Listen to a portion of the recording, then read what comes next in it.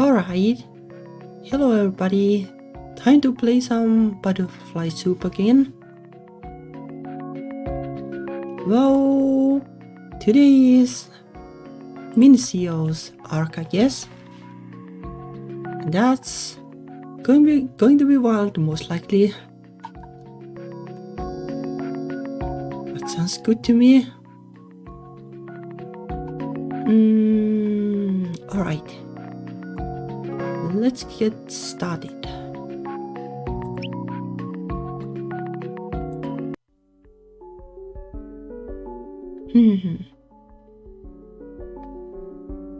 Oh, let me organize my windows a little bit.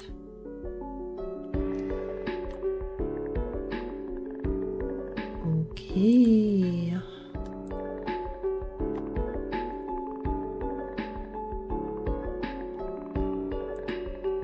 Alright. Don't get too close to the water, teacher. Oh, come on. What's the point of a field trip to a bayou if we don't even get to splash around in it a little? I mean, there might be alligators in there. It's probably dangerous. Min suddenly trudges along the edge of the bayou with the rest of her classmates. I miss California. Oh yeah, this is where, like, in the first game they, like, Min moved to Florida, I think. That's why the alligators, I guess. We just moved here a couple months ago. Before, the only white people I knew were Hayden and my teachers. But now, every single kid in our class is white except me and John. I can't believe Hayden was right. Our school in California really wasn't anything like the rest of America. Nope. This bayou has a lot of biodiversity. Does anyone know what that means? But speaking percentages, like I think pretty high percentage of America is actually like non-white. Like having like all white people, like it sounds like kind of unlikely, but I guess it depends.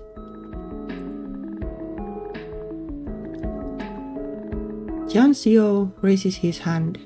The teacher pauses awkwardly before nodding to him. Sorry, how do you pronounce your name again? Jancio. Hopefully, I'm not sure how to actually pronounce it, so don't quote me on it. Can you repeat that? Yeah, Jancio. She nods with her brows furrowed, still looking lost. Is it okay if I call you John instead? Where does John come from? Okay.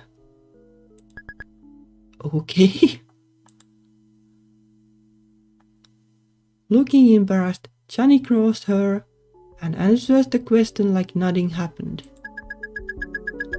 Biodiversity is when there's a lot of different kinds of plants and animals living somewhere. That's right, John. A variety of animals thrive in this habitat. Let's see which ones we can spot from here. Yes, Sarah. Classmate, I see a fish in the water. Min hisses to her, twin under her breath, as the lesson continues. What was that? Now the teacher's gonna think it's okay to call me Minnie or something. Well, like if it is like Min, and then well, Like Mini starts with the exact same thing, so should be easy enough to just cut it off there, right? If people start calling me Minnie Mouse, that will be the absolute worst. Yeah, that would be pretty annoying. I don't think that's gonna happen. It's better not. I hate Minnie Mouse. She's weak and wimpy looking. Like, does Minnie Mouse like actually have anything going to her? Like Donald Duck and Goofy and even Mickey Mouse have like something going for them, but like Minnie Mouse, I don't know. Anyway, I bet if someone punched her in the gut, she'd just die. Well, I'll go make the teacher call you the right name. No, don't. I don't wanna make a huge deal out of it. But you should make a huge deal out of it. It's your name. Well, yeah, yes. It's fine. John's close enough. How exactly? It looks like the ant walk is ready for us now. Everyone follow me. The class continues down the trail, passing a group from another school. Many of the kids gawk at her and John with unabashed curiosity as they pass by. One boy pulls his eyes in the slits with his fingers as his friends giggle. Well, yikes. Like that is bad. Don't do that. Random boy. Hero. Me no speak English. What the? You wanna go? Head, fight me. Oh, he's mad. Me no Reiki. I don't sound like that bitch. In rage, Min punches the kid in the face. He topples backward. There's a huge splash as he lands on his butt in the shallows of the bayou. Oof. Min seizes his head before he can get up and dunks it into the muddy water. Get him, gators! Min, stop it. Hey, get off him. Half an hour later, Min sits sitting in the backseat as her dad drives her and Jan home. What's wrong with you? Are you brain damaged? Now look, I have to pick you up in the middle of work because you couldn't behave yourself. I was good. I don't see why I have to be punished too. I didn't do anything wrong either. Well, that is debatable. Your teacher said you tried to drown a boy. Huh? That's a lie. I was only holding him underwater so the alligators would bite him. Well, that is well, there is a subtle difference, but the end result would be kind of the same. That's not any better. Their dad curses and lays down the horn as the Honda changes into their lane. Son of a bitch, he cut me off. Well, this is like kinda easy to learn, I guess. Like, fuff, people ate fuffa, line. Not sure how it's pronounced, but I think I could memorize this. Not sure what good it is either, like I'm not like intended using this anywhere. But it's kinda like how it looks is easy.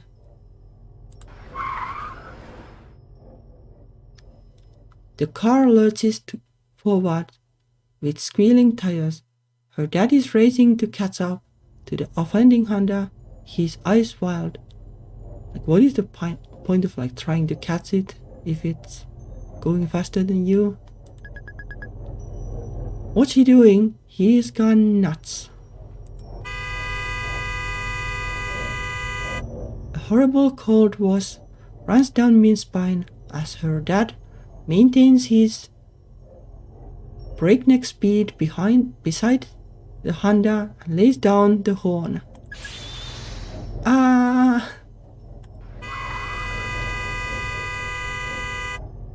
Chan screams as their dad violently swerves into the Honda, threatening to collide with them. The other driver is forced to veer off the road to avoid crashing. Well, like... Well... Not sure like which one is worse, like this or the alligator thing. Like this could easily also like lead to people dying. What's wrong with you? Oh, I forgot the phone. Oh well. Oh well, it is just over there, so give me a second, I guess.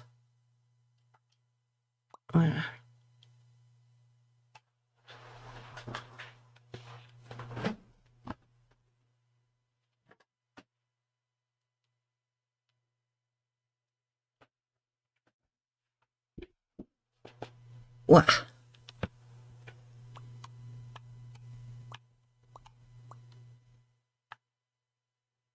Okay. He was at fault. I wasn't going to let him get away with it. Is it though? What are you, crazy? You could have crashed. It's your fault for making me so mad in the first place. Not really. Not really. Like, I don't think that happens just because your kids are a pain. It's bullshit. How come no one else has kids as brain damage as you? Disrespect me again, and I'll really make you regret it. Min remembers the time her dad threw a 3-pound paperweight at her head because she cut her hair short, and goes quiet. Yikesy. Fuming, her dad pulls over on the side of the road so he can focus on yelling at them. Tomorrow at school, you say sorry to your teacher for causing so much trouble. Why should I have to apologize? I didn't do anything wrong. That jerk was asking for it. He was being racist and saying we didn't know English. It doesn't matter what he said. What's gonna happen? You'll lose an arm if you don't hit him. Don't go crazy when things like that happen. What about what you just did? You just went ballistic 5 minutes ago. Yep. Do as I say, don't do as I do, or whatever it is. I guess. Can't be more like your brother. Johnny's so well behaved. You don't understand. You went there. You think you're the only one who's had a hard time in the world? People wouldn't even hire me because of my accent. Who wants a manager who's an immigrant? Yeah, this is actually like a real problem. It's not even like the accent, like people might not even hire you because of your name. Like you send like a work application, and well, you never get like any reply because your name sounds foreign. So like you don't even get like that far that the accent matters, and like it really sucks.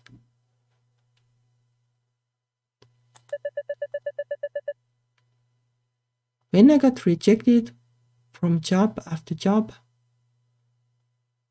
what was I gonna do? Complain? Cry like a baby?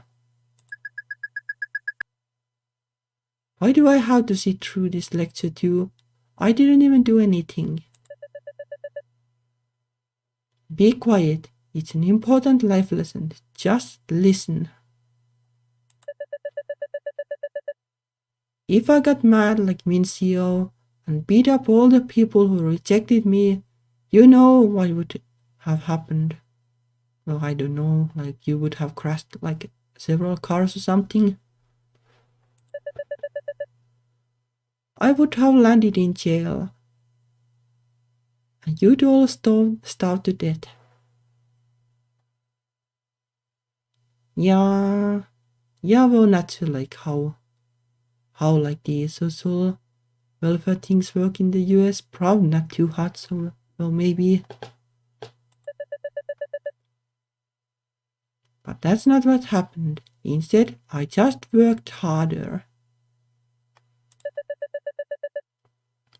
I got certifications, studied day and night, and got rid of my accent.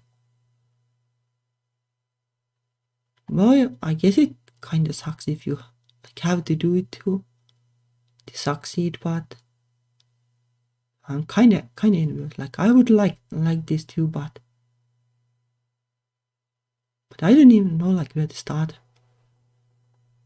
It's hard to do by yourself. I guess like if you live in the US, like then it's probably easier. Like you just try to be in places where there are people who will speak unaccented English or something.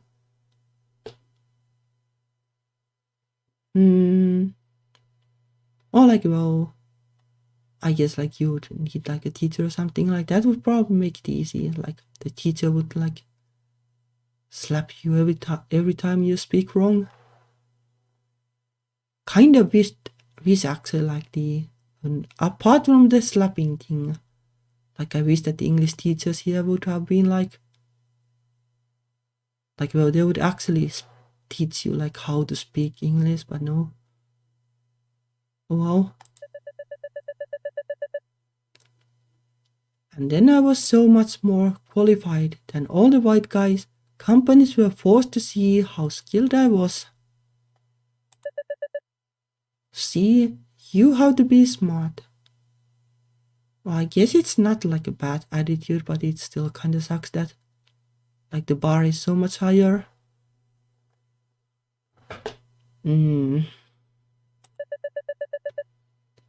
Wasting time whining about it is never going to solve anything. Yeah, I guess. Like the problem is that well, the people who are in the majority would have to fix it. Like no way, like you can fix things alone. This is you whining. Not exactly like that is her like throwing the bully to the pond and well trying to drown them. Means that imitates her in a high-pitched voice. Ah, so unfair, no fair. Wah wah, cry baby. Someday I'm going to kill you. Someday I'm going to kill you.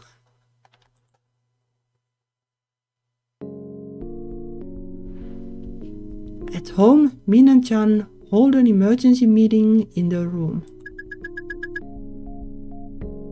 This is an emergency meeting of the I Hate Dad Club. Our president and strike force commander Min will read out our agenda today. Our agenda today is complain about how much dad sucks. If he's so good at not getting mad at work, how come he gets mad at us all the time? That is a good question, actually.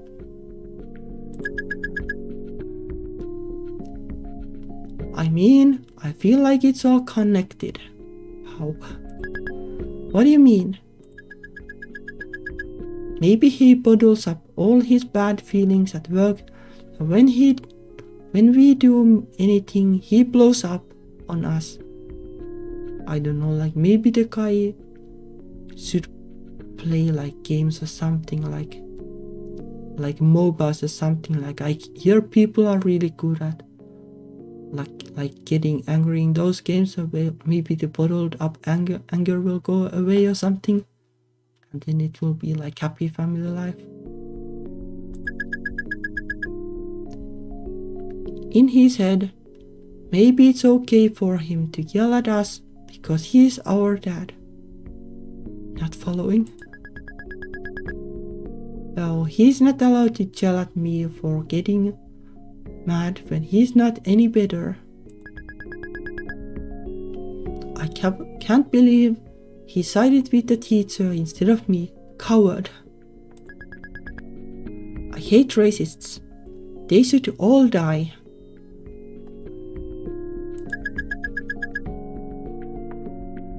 I'm not sure about the die part, but well, the hate part maybe.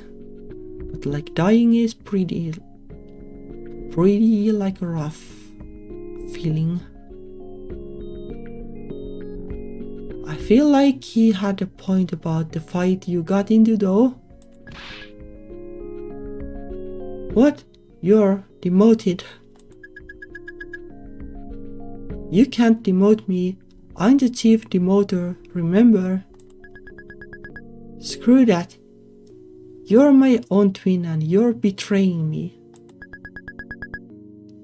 You were here too. You of all people should get how I feel. There you go. It's your fault I got in trouble. That's right, that we shouldn't react like that to bullies. We should try to be the bigger person. No, they have to die. Oh. If other people are bad, we should get to be just as bad. Not really, like that part I disagree with. Like this basically like allows anybody to be crap.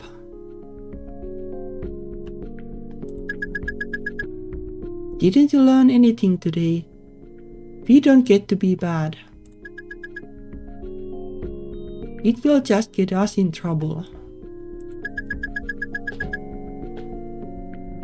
And when you talk back to Dad, it just makes him go crazy. When are you gonna learn? Oh, never, I guess. He's just like Mom. How come no one will stand up against him except me? What's your idea then, genius? Be a wimpy loser like him. I don't know. Maybe if we just laugh along, the other kids will wanna be our friends.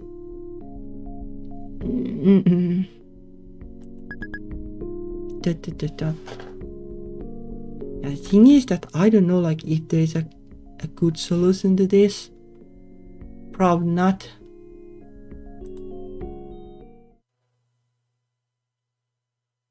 "5 years later, California. Min, can you act? I guess.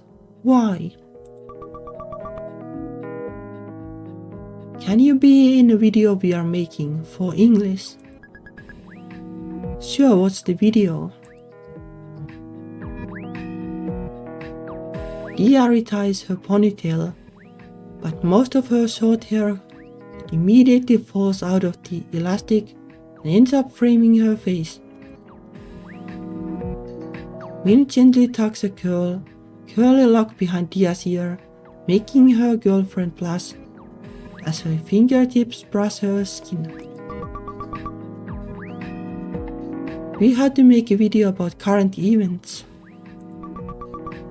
so we chose saving the Grey Wolves. Who's we? Us and Noel. How come you guys keep getting these 3-person group projects? My teachers usually do groups of 4. They are 4-person projects. It's just that usually no one else wants to be in our group. Well, I wonder why. Oh. That's why we need more people to act out the skit we wrote. Actually, if we just made a few simple cuts to the script, 3 people would be more than enough. Your feelings on the subject matter are distorting your judgment. No, we need 3 people for the wolf family alone. Well, I guess like Min is like trying to destroy the wolves or something. There's no point in sowing an entire family of wolves. Just a single wolf will suffice. Well, I don't know. Well, I guess like if you try to get like sympathy for the wolves, I guess family works better. No, it's more sad if there's also mommy and daddy. Yeah. Yeah, stop censoring our artistic vision. I have never seen you two gang up on Noel like this before. It's because she's wrong about this. If we are gonna make a video, it's our chance to create a masterpiece. We can make it so funny. Funny, that doesn't sound like the same thing Dia's going for. I want it to be like How to Be Ninja. How is that like related to saving wolves? What's that? You haven't seen it? Nope. No. You had to watch it. It's the funniest video I have ever seen. I found it on this website called YouTube yesterday. I even converted it to MP4 online so I could watch it on my iPod. Like which year is this? Oh, I guess MP4 kind of makes sense, I guess. Though, oh wow, I don't complain.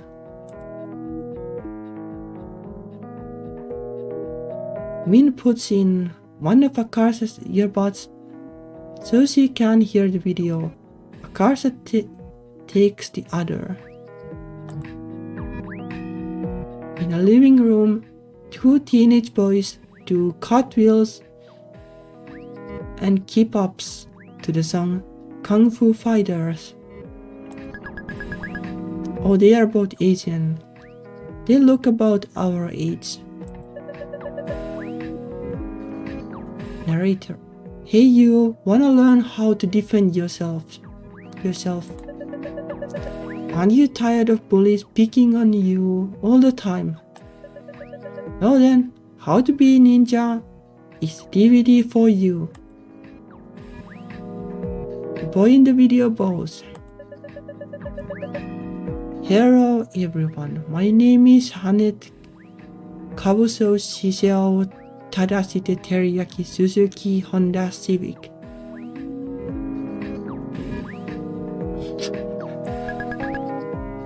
Hello, my name is Bob.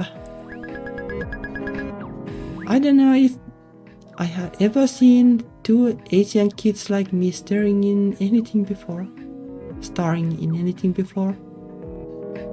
What happened to the English thing? And they are being funny and everything. The first lesson in being a ninja. Already Akars is cracking up so hard at the kid's line delivery. The iPod is quaking in her hands like this, I guess. Is to make loud, unnecessary sounds when you hit things. Hoo kikiya, wahoo! I had never seen a video like this my whole life. It's hilarious. You must be able to transform into anything. An animal, a tree, a bag.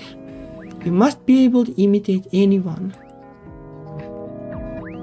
After a kung fu battle that culminates in one of the kids resorting to using fake gun, the bloopers play. And we will be teaching you. The boys repeatedly dissolving the water over the accent they are doing.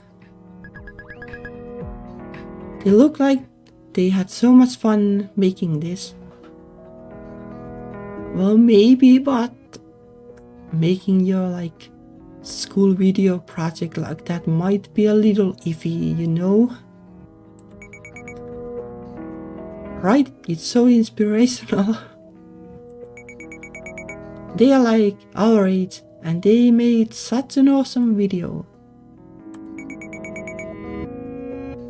If they can create something that iconic, so can we. But too bad crappy accent alone doesn't get you anywhere these days. I would be at the top. Well, not sure at the top of all. I would be good at least. But not sure if my accent is actually that crappy, you know, but still would be an easy way out.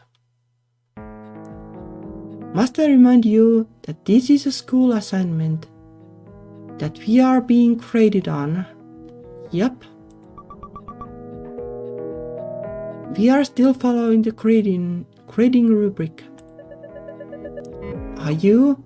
I didn't see Gun for an Academy Award on there. The script you two have written is wildly over-ambitious. Nyah. Under the table, Akarsa immobilizes one of Noel's feet by sandwiching it between two of her own feet like tongues. Got you captured. I'm not captured. Noel wriggles her foot free. When Akarsa tries to trap it again, Noel retaliates by pinning one of Akarsa's feet against the leg of the table. No fair. I'm wearing flip-flops while you have real shoes. You gotta go easy on me. You chose the battleground. You don't get to complain. What the hell? They always act so demented around each other. When you're done playing footsies, can we talk about what you guys actually need from me? Cars and Noel freeze, looking embarrassed. What? Hello, because I'm acting in your project. Can you meet us at the park this weekend? Yeah, that's where we are filming. There's a kinda woodsy looking spot at the edge of it. Do I need to bring anything? No, just you. We are still working on the script, so we'll give it to you there. We'll take care of the costumes too. Sakura and Yuki have a ton of stuff we can use, so they are gonna bring it all. Cool, I'll be there. Yes, you're not going to be a disaster at all. Park. When Min gets there, she spots Akarsa waiting in the shade under a tree. Where is everyone? Noel said Dia's mom just picked her up. It's so annoying how Dia's mom has always been fine with Noel, but not me. And Sakura and Yuki are running late because they couldn't find a hat they wanted to bring. We don't need Chris and Alice till the 4th scene or so I told them they could show up whenever.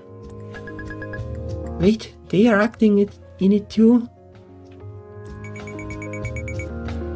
Yeah, we pretty much ended up summoning the entire baseball club to help. Okay. Min joins Akarsa under the shade. So, any progress on your crush?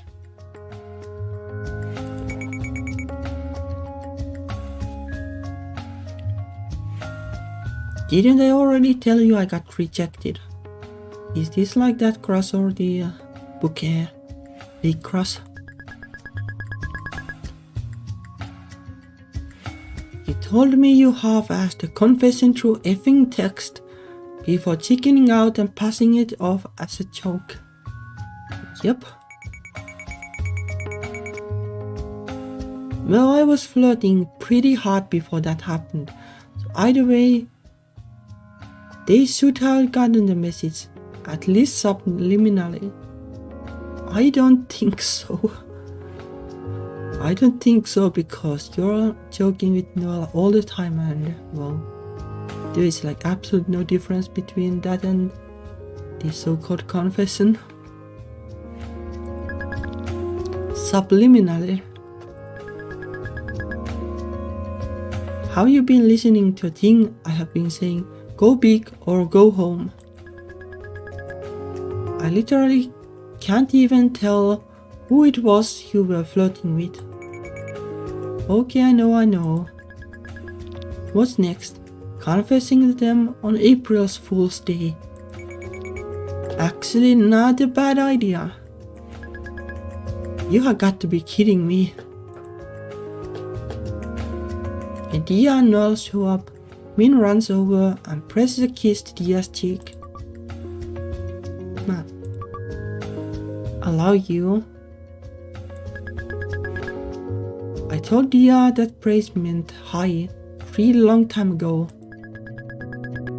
Maybe I should come clean about it now that we are actually dating.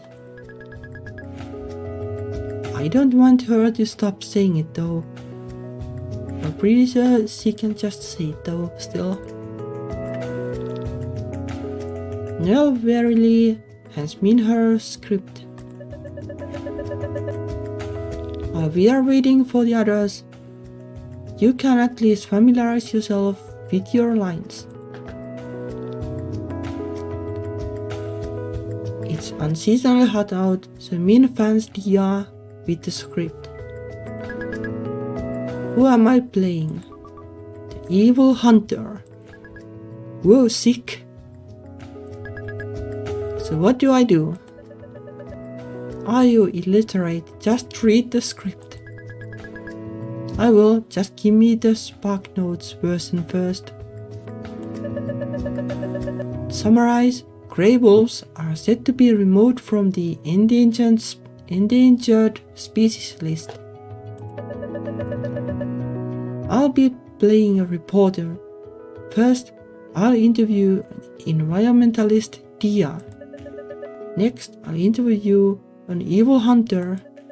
Lastly, I'll interview a family of wolves on their opinion. During the last interview, the evil hunter kills the wolf pup, played by Akarsa.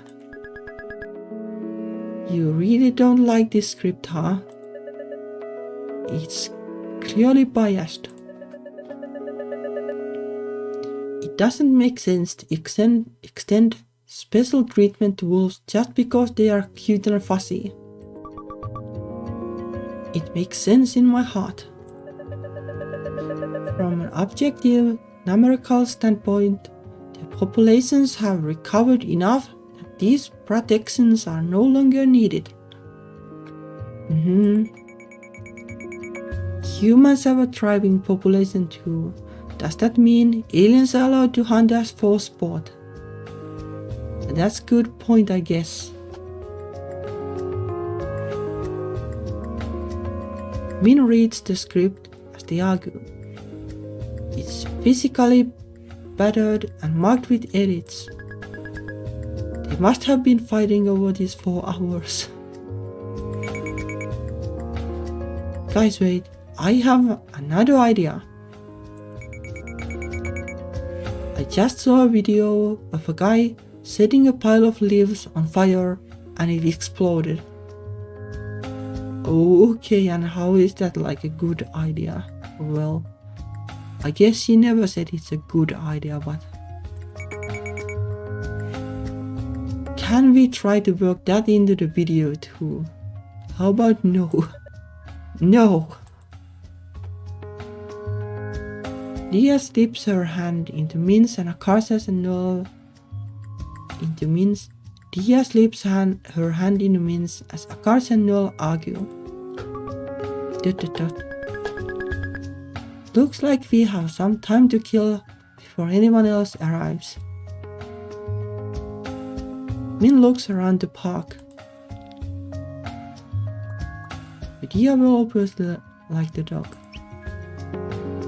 Dia is almost in tears, watching the dog run in circles around the park. He looks like a banana dipped in chocolate and he doesn't even know it. God, the way you think is so effing cute. The dog catches a frisbee with its mouth and brings it to its owner. Bucket, good boy. Bucket. Want me to ask if we can pet it?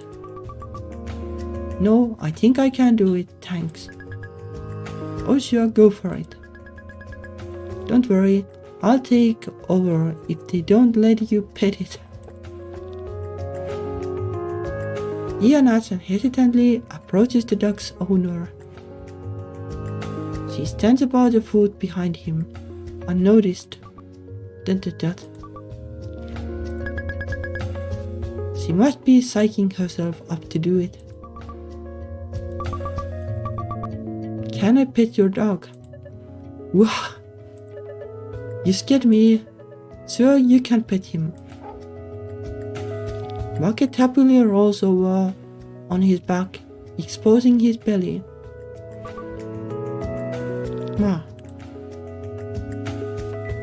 Dia gives the dog a hearty belly rub as he blissfully breathes around in the grass.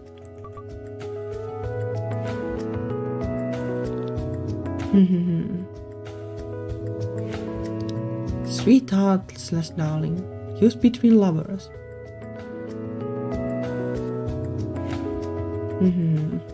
That wouldn't be like too hard to learn either, I guess.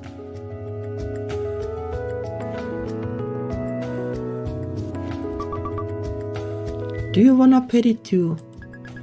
She's talking to me. I'll pet it, I guess.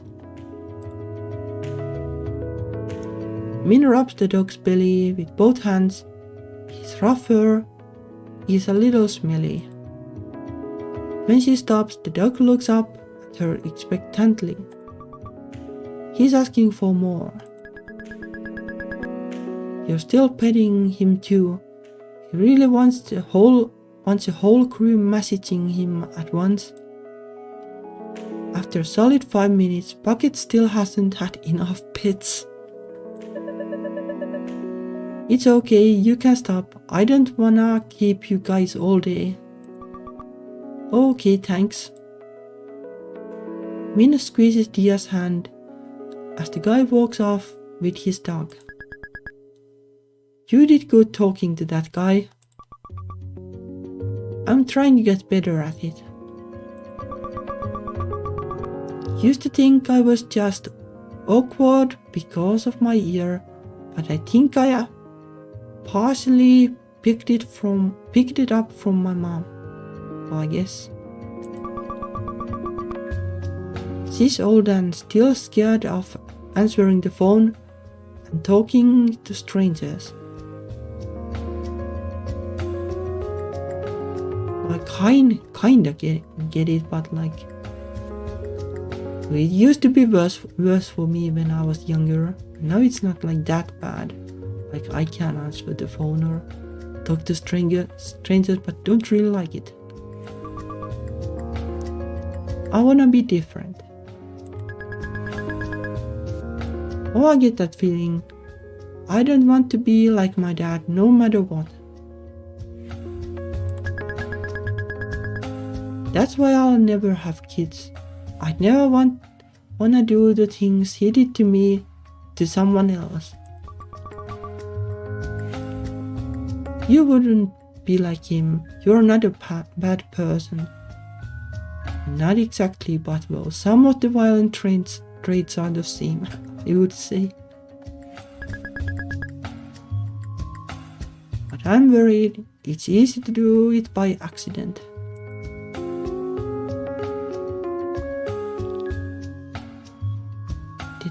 Dead tree stump. It's a dead husk of a tree stump. Dia, let's throw rocks at this tree stump, okay? I bet we can knock the bark off of it. Okay. They survey the ground for rocks to throw. There's only dirt and twigs.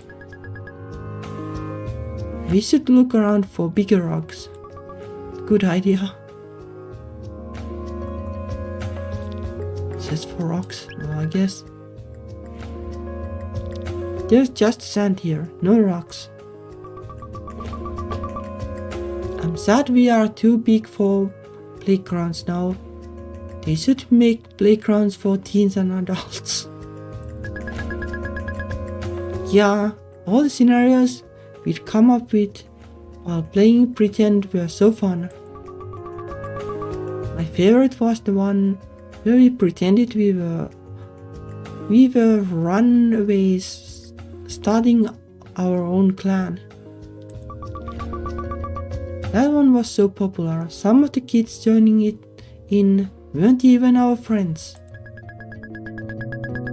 Sucks that the teachers made us stop because everyone was digging huge holes in the ground and making stuff out of mud. That is pretty much, I guess, kids on a playground. Was that why? I thought it was because it got too big. I remember like 30 of us were doing it. Yeah, that's like the playground. Pretty much gone if you keep digging with that big group. Maybe it was a combination of both, I don't know. I didn't even dig anything. The house was just a bunch of pine needles I arranged in a circle shape. That's like a bird's nest, I guess. You mean our house? We were married. In the pretend world, I mean. We were? I saved you from being kidnapped by bandits, and I made you marry me as a reward. You did the exact same thing as the bandits then. No, I didn't. The bandits wanted you for bad reasons, but I wanted you for nice reasons only. And didn't you say this game was your favorite? You must have liked it. ... Realizing that means right, Dia is so embarrassed that she doesn't respond. Oh, I guess Roxanne and Dusty most likely. Oh, that's also search for rocks. Esther is seated at the bench, fiddling with the camcorder. Oh, you're here too. Yeah, I'm being the cameraman. Akasha kept insisting I'd be good at it, 'cause I'm artsy, so... Did she do something to her hair? It looks way different than usual. Wow, your hair's so flat today. Thanks. Esther gives her a weird look. Meanwhile, Dia searches the ground for big rocks. What are you doing? Looking for rocks. Have you seen any? There's a pretty big one over there. Esther points a large stone on the ground. Huh? Thanks. This one's as big as my fist. Yeah, this will work. Work for what? Oh, I guess for this.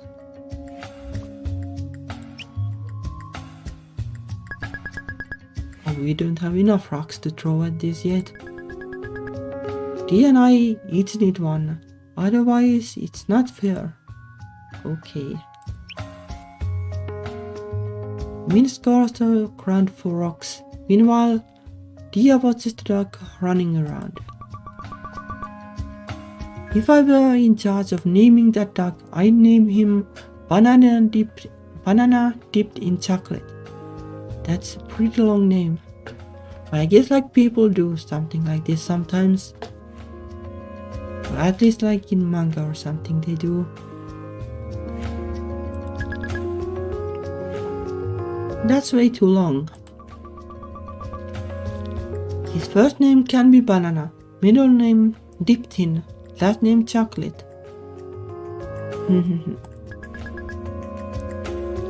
That's still the exact same length. There's a decently big slab lying in the dirt.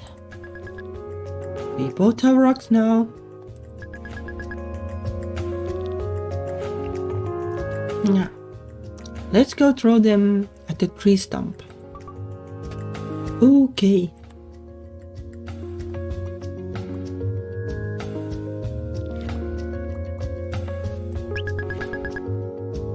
Esther's playing with the camcorder settings. Yeah!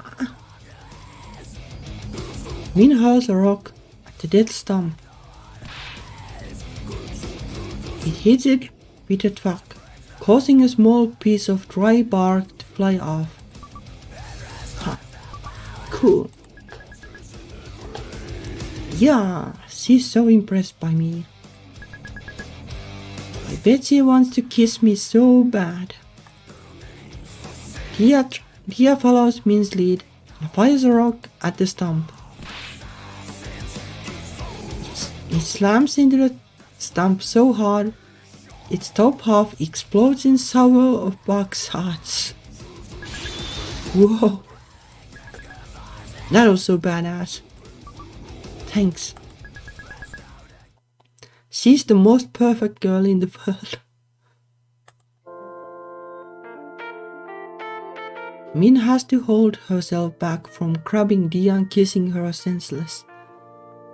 Well, I guess like that is like perfect in some way, I guess. I wish we didn't have to hide that we are dating. I get why we have to, but I wish I could just shout it from the mountaintops that you're my girlfriend. It's still true, even if you can't say it. But it would be nice to say it, so everyone knows. Yeah, I know what you mean. I wish we could go on more dates. I want to go everywhere with you. Aquarium, PetSmart, Home Depot lights section, airplane. Airplane, why do you like flying? Not really. I like looking out the window and eating the pretzel packet. And Southwest gives you a little stirrer with your drink that's shaped like a heart, but that's it. I'm not sure if it's worthy just for that. We haven't done it together before though, so I think it will be fun. I wanna see how you react to it. Me too. I want to see your face when they give you the heart-shaped stirrer thing. We should each ask for a different free beverage and share, so I get to try two drinks instead of just one. Imagining it makes Min's heart feel like it's going to explode. Oh, I guess it's kind of cute, but I don't know about the airplane thing. Like, surely you can just do this in a cafe or something. Why the airplane? Forgetting her surroundings, Min surges forward to kiss her just as Dia does the same, causing their mouths to crash together unexpectedly hard. Oh, sorry, got too excited. That was the worst kiss ever. Let's redo it. Wait, won't people see us? Oops, I forgot. Maybe we should lie down in the grass. Hawaii.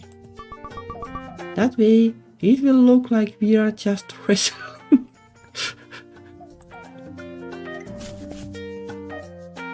Dia lies down, and Min gets on top of her and starts making out with her. It doesn't look anything like wrestling. Yeah, I guess it wouldn't.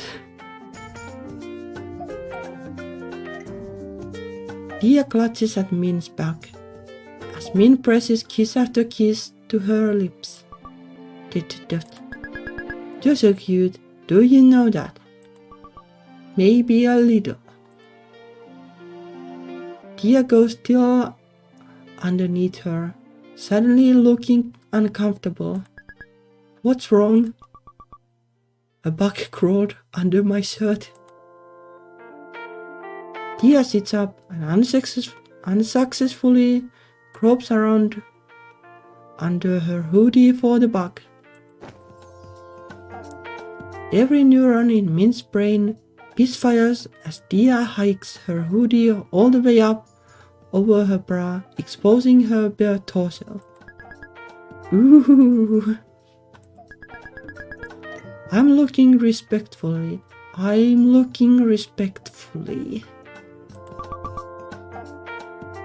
Don't know where it went. Min is so distracted that it takes her a few seconds to notice the bug crawling on Dia's chest. Oh, it's just a beetle. I got it. She grabs hold of it just as Akars and Noel come jogging up to them. Everyone has arrived. We should get in costume now. Dia frantically pulls her hoodie back on. Whoa! I was just helping her. A bug crawled up her shirt. Where was it gonna crawl next? Down her pants. What if? That's not what was happening. Look, the bug's right here. Min raises her hand to show it to them, but it's gone.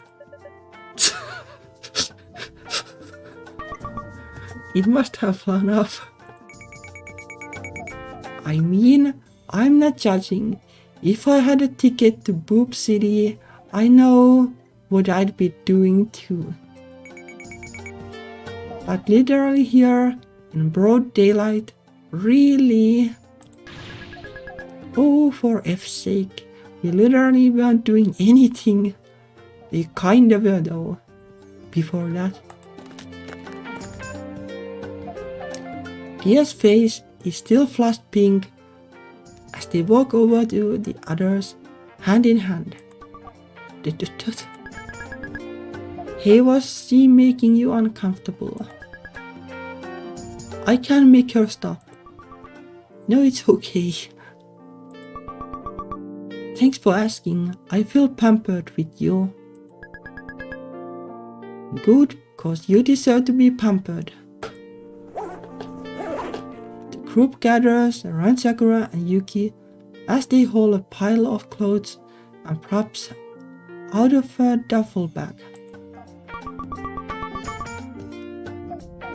Sorry we are late. I was turning my clothes upside down trying to find everything.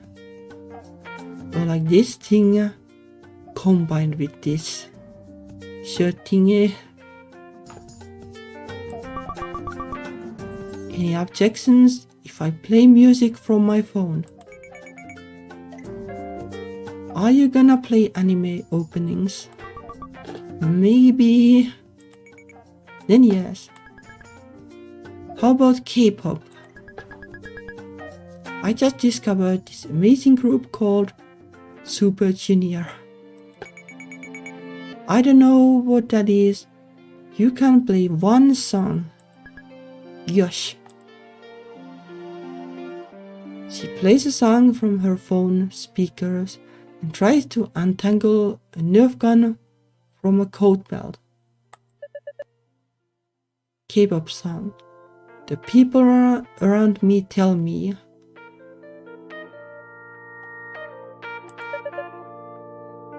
I'm too aggressive.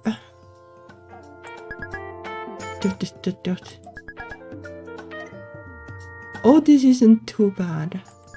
So bad. Isn't it great? Korean guys are so much better than American guys. How so? They are all so beautiful and kind-hearted, not smelly pervs like the guys here. I need to find myself an oppa. This is weird. Should I say something? I guess she doesn't mean any harm by it. She's trying to appreciate the culture. Here, Min, this trench coat's yours. It's my brother's Joy costume. It's supposed to have a hat too, but I think he lost it. Joey here. The F is that. From the amazing series Nabar no O Da. Wait a minute, is this all anime stuff? I believe the correct term is cosplay. What? Akasha, I thought you meant normal costumes, like Halloween costumes. You didn't ask so. What the F are you wearing? My baby wolf costume. How do I look? Like someone wearing cat ears. Is this really gonna come across as wolf? Yuki, this would have been more convincing if you had fursuits. Fursuits are so expensive though. I might become a doctor just to be able to afford them someday. Okay. Also, you guys don't have to call me Yuki anymore. I realized a few days ago that going by a Japanese name in real life is kinda weird if you're not actually Japanese. Oh, I guess. Me too, actually. Even if we love anime, it's a bit much. It took you all the way till now to realize that. Oh, better late than never, thank God. So what are your names? Grace. Grace, what are? And my real name is Sayida. Or something like that. At least that one sounds kinda like Sakura. Karasa, what does your outfit have to do with being a wolf? You only need the ears and paws to get the point across. So you're saying I should be naked? No, I'm not. Tia holds up her environmentalist costume. Where do I change?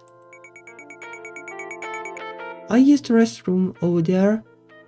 It's just the one family room, so you'll all have to take turns getting changed. Unless you know you want me to get more bucks off you. You freaking are. You're deranged if you think I'm effing her in a park bathroom. One-way ticket to Boob City. Well, stop calling my girlfriend Boob City.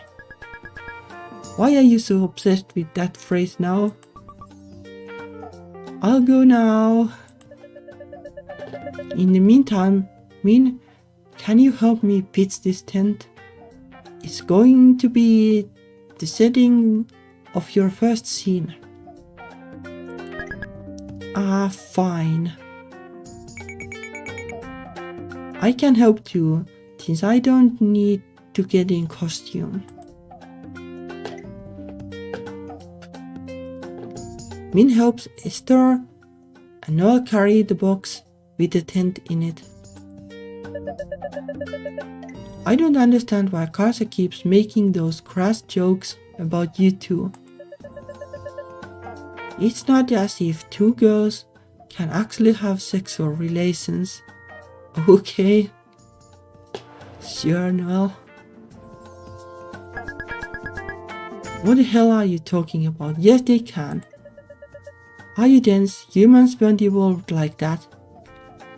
But it's not just about making babies, you know. Anatomy makes it impossible.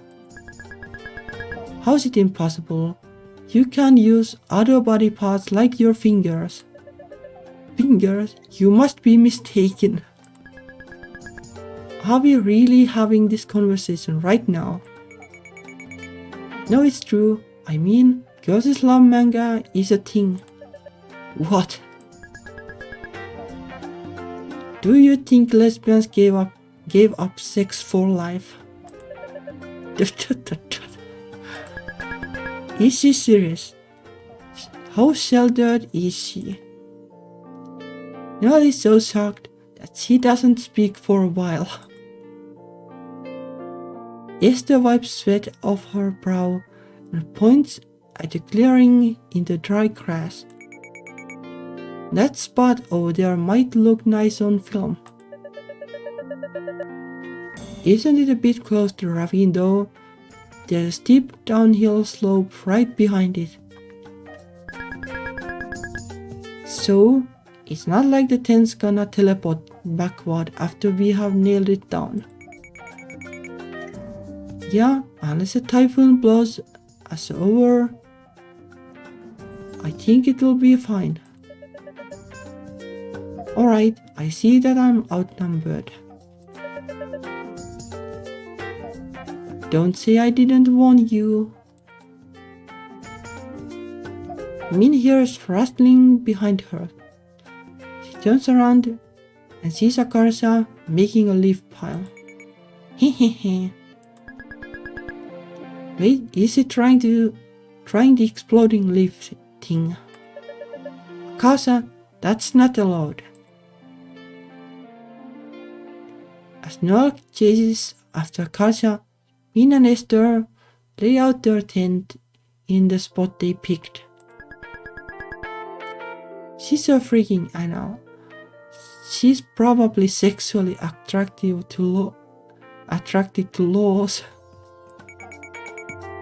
I bet she loses her mind whenever she sees jaywalkers. She does. It's like she thinks someone's gonna go, "Good job, Noel, you're the best at following the rules," and give her a gold star for it. Min squints in confusion at the steps to set up the tent. I can't picture this shit. Where do the poles go? They crisscross the middle sea. Yeah, just hold that end and stick it through the metal ring. Like magic, tent pops out into the third dimension. Holy shit, you're like a camping prodigy. I mean, all I did was follow the instructions. Now we just have to drive the stakes into the ground. Min pounds each stake in the dirt with Bloodstone, enthralled that hitting something is actually constructive for once. Yeah. Meanwhile, Esther takes her sketchbook out of her backpack and starts writing in it. What are you doing?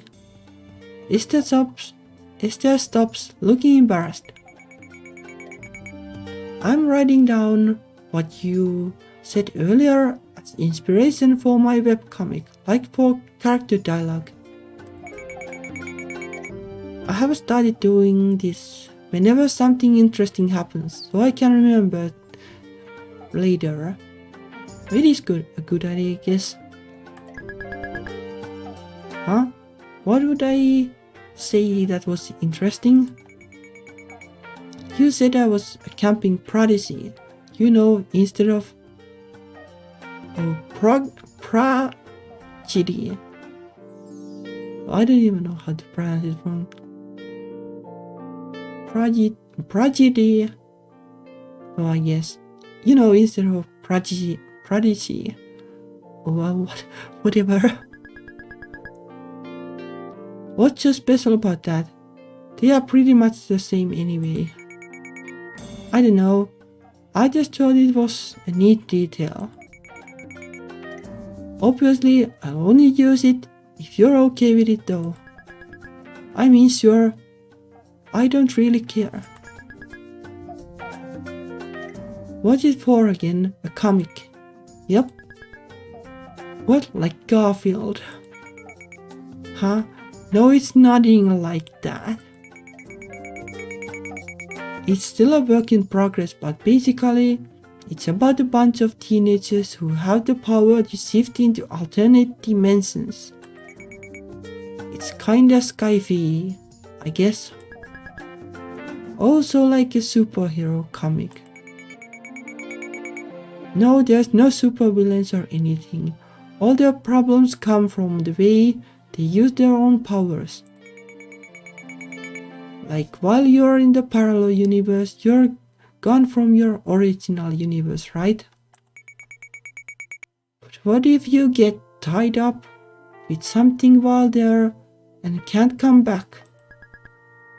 That would suck ass. I wouldn't get to see Dia or my friends anymore. Exactly. No one from the world you left behind would know why you disappeared, and you'd become a missing person there. I always get so stressed out about that when reading Narnia, and time travel stories. Yeah, I guess makes sense. I had never heard her talk this much before. She must really be hyped about her comic. Anyway, a lot of miscommunication happens between the characters because of issues like that. No offense, but I can't stand stories that revolve around misunderstandings. It's so frustrating when the whole problem is literally just people being bad at talking. I guess I kinda agree to a point, but there is a reasonable standard that the characters need to have with talking, but when it goes really beyond that, then misunderstandings, they can work too, but it kinda depends.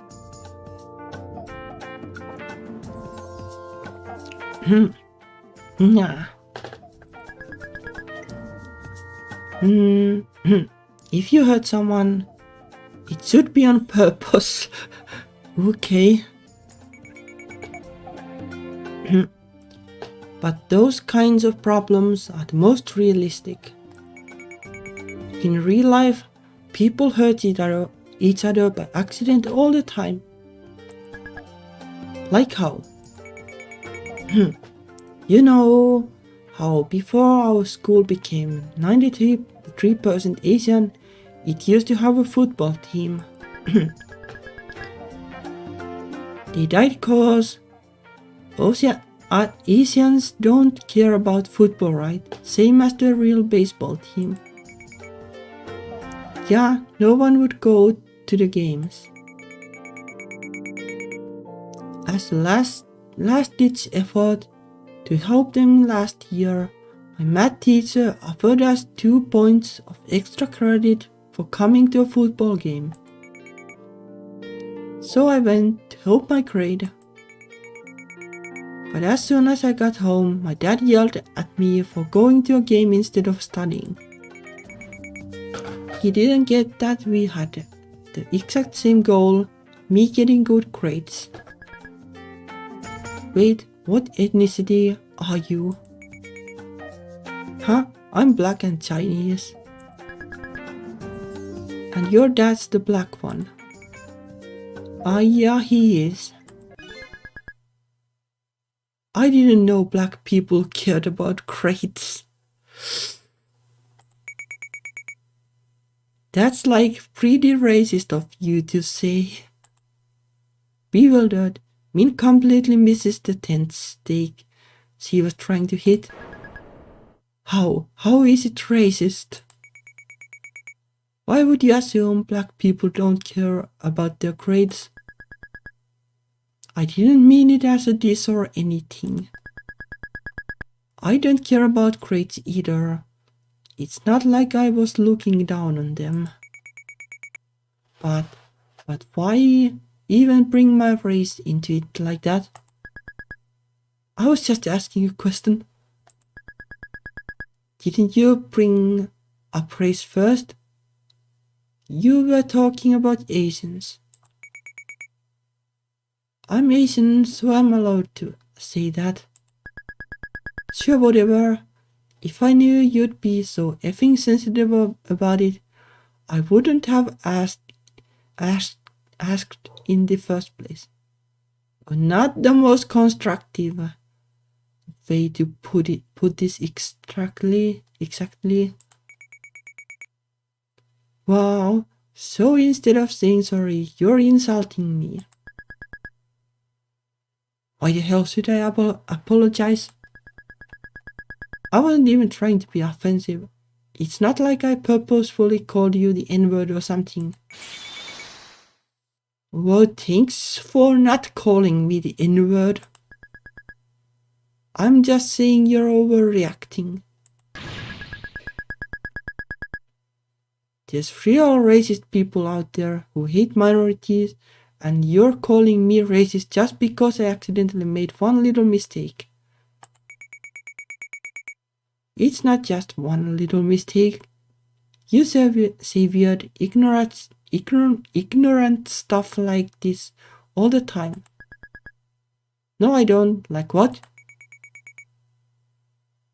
Like when you randomly told me my hair was flat. Oh, I see, yeah. Yeah, I see it. That was... What was I even supposed to say to that? Yours too. Get a grip. That's not even real racism.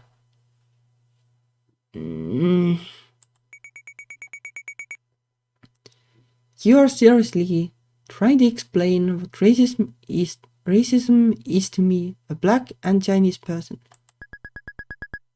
Look, I'm a minority too. Us even fighting is so dumb. You being Asian doesn't mean you're not racist. The worst racism I have ever seen was when I went to China. God, you're being so stupid. Esther throws her stick down and storms off. Dumbfounded, Min just stands there with her heart racing a mile a minute. How did it blow up like this? I wasn't even trying to start something. Yeah, but I guess you can still by accident. And like, well, going all super defensive doesn't make it like any better. Shit, did anyone else hear us fighting? He nervously looks around, paranoid that her friends heard what happened. It's hard to tell if they did. Min frantically hammers the last stake in place, her stomach churning with a mixture of shame and panic. She hears footsteps behind her and nearly has a heart attack when she turns to see Krisa walking over. OF.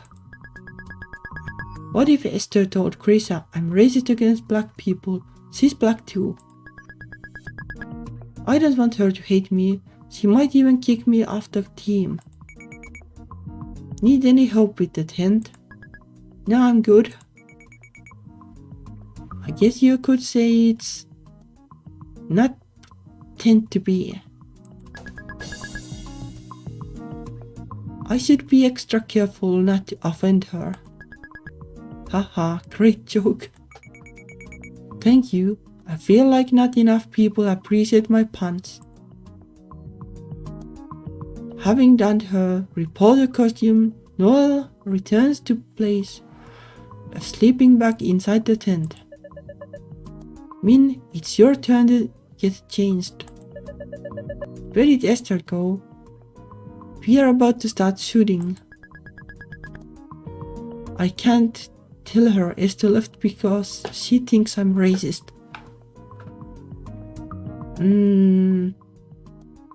I guess you kinda could though. She just randomly walked off. What, how come? Who knows, she's so weird. In the park's restroom, Min quickly changes into her evil hunter getup. I'm going to be sweating buckets, wearing all this in this weather. Thank God they couldn't find the hat, or it would have been even worse. Tss. Dia perks up when Min rejoins the group. You look cool. You should get a coat like that for real. Normally, this would send Min over the moon, but she feels so sick to her stomach, she can't properly appreciate it. Thanks. It's me, your racist girlfriend. Dia definitely wouldn't want to be with me anymore if she found out I was racist. Well, like, it's not the end of the world, like, you can say you were sorry, I guess. Do I look okay? You look so cute in classes. Is this a character from something? It does kinda give off nerdy animal lover energy. No idea. Esther, I like your hair. Oh yeah, thanks. Bun buddies. Bun buddies. They begin shooting the first scene in front of some trees. This is Channel 2 News, reporting from Boise, Idaho.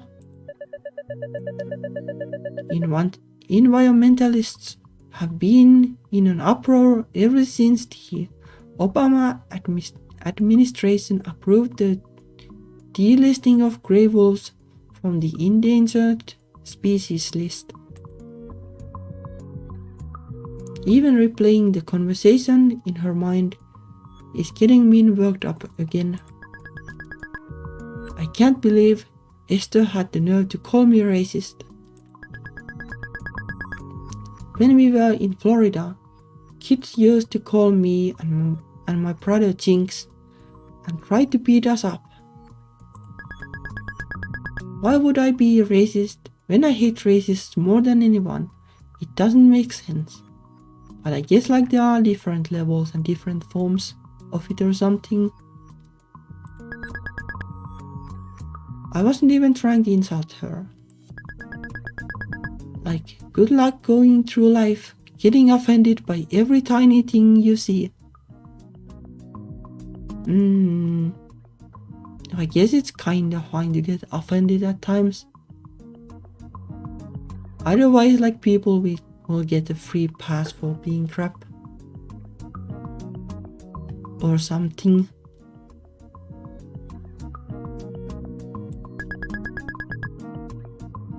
Right, are my standards just totally messed up or something? Min stomps a random twig and crushes it into tiny pieces beneath her combat boots. What's wrong? I'm just having a weird day. Do you think I'm racist? Tss.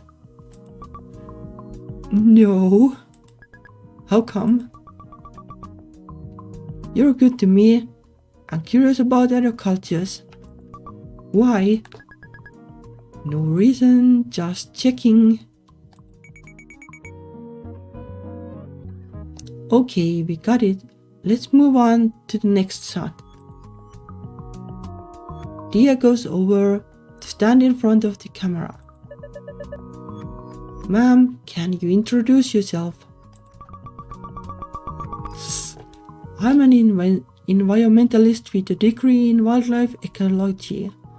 My research has led me to believe that... Bro, can you speak up a little? After a few takes, they managed to capture a halfway audible clip of Dia talking. They move on to the next scene. Soon, it's time for the evil hunter's interview. Min reviews her lines before getting into place. Okay, I'm set up. Action. Next, I'm interviewing a hunter who's camped out in the Idaho wilderness. Hello there. How do you feel about the removal of gray wolves from the endangered species list? Esther could straight up ruin my whole life if she said something right now. Yes? Give me a minute, I just woke up. It's the afternoon. The sleeping bag I was sleeping on was full of rocks. Anyway, I feel ecstatic about the delisting. I can't wait to kill tons of wolves. Hold up, cut. Just keep the line. What line? The part about how the delisting removed protections for wolves from hunters. Alright. Hello there. How do you feel about the removal of gray wolves from the endangered species list?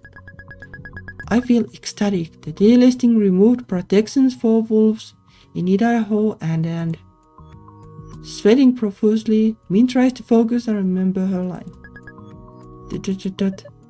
Ma'am, hello? Don't call me ma'am. What? Why not? I don't like it. I'm not a woman or something.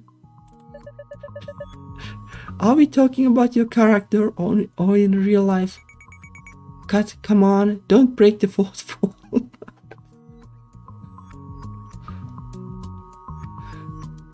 After Min botches their 10th try, Noel looks about ready to explode.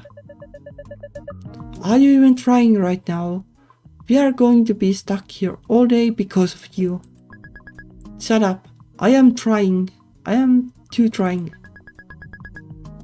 Why don't we take a little break? It will probably help us all reset.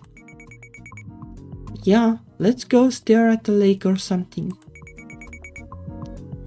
We can hide all our backpacks and stuff in the tent. I guess it can't hurt.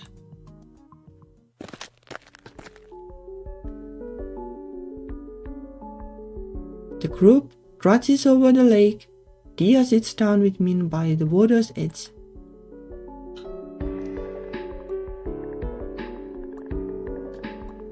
Well, I guess study your lines would be the responsible one. I guess, I don't know if it helps. Apologizing would help, but it's not in the list. Min rereads the script. When she reaches the end of the packet, she flips it over to make sure there's nothing on the back. To her horror, the backside is covered with a dense array of numbers and numerical operations. What the heck is this? It looks like a serial killer wrote on it. Oh, it's just a puzzle I made up. Using the digits 1, 2, 5 and 7 only once each, you create expressions using any operations that result in each integer from 0 to 100. Kinda. Can you like...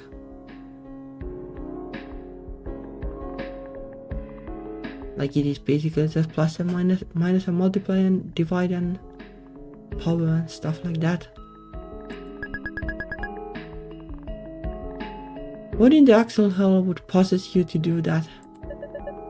It's called curiosity.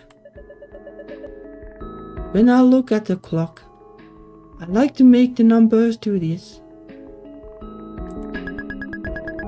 When I look at the clock, it's cause I wanna know what time it is. God, you're effed in the head.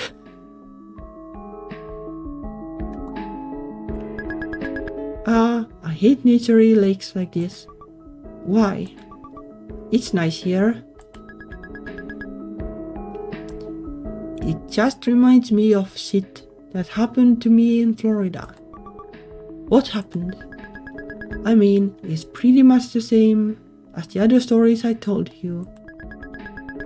I was on a field trip that got ruined by racists. So now places like this are cursed. What did you mean earlier about not being a woman? Do you mean age-wise? Oh, it's hard to explain. I had never really told this to anyone before. It's probably going to be confusing. That's okay. I don't really like being thought of as a girl, but I'm not 100% removed from it, if that makes sense. Being called a woman or a lady is way worse, like disgusting. I definitely don't want strangers seeing me to think, oh, that's a woman. What do you want them to think? I don't know. I'm still figuring that part out. Dia tilts her head perplexed. Dot, dot, dot, dot. Don't get me wrong, girl is my favorite gender. Like, you're a girl, and you're the best thing that ever happened to me.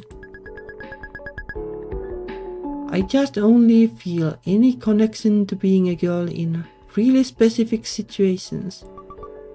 No, I know. Sorry, just trying to wrap my head around it. Can I still call you my girlfriend? Yeah, I like being your girlfriend. And I like being lesbian. I'm not that into the being a girl part, and I relate super hard with the no interest in men part. It's more stuff like being called ma'am or Mrs. that really skeeves me out. I know it doesn't make that much sense, like gender's not real in the first place, so... No, it makes sense. Feel like I already knew that before you said it. You're okay with it? To mince relief, dear nuts. It's very you. Well, it is, I guess. It's kind of cool. You're like a gender outlaw. Well, I guess, or like a gender rebel, or like a gender soldier, based on like how much arguments she had with her parents. Yeah, that's me. I'm so lucky to have the sweetest, kindest, purest girlfriend in the world who has to be protected at all costs. I definitely can't let her find out about the racist thing. But too bad, you kinda have to. Esther is sitting with Grace and Sayida on a nearby log. Should I try to talk to her? That might piss her off. Even worse, I probably shouldn't. I wish my hair would go prematurely grey. Having white hair would be so cool. I guess it would be okay. Like when you have like blonde hair, then it probably doesn't bother that much. Like if you have like dark hair and then you start getting like gray hairs, then it's probably a suck, but I don't think like I would be that upset about it. But like it would be better if it just like happens overnight. I guess in a way it would be handy, like if your hair is white, like then it's probably easier to dye if you're into dyeing hair. Me too.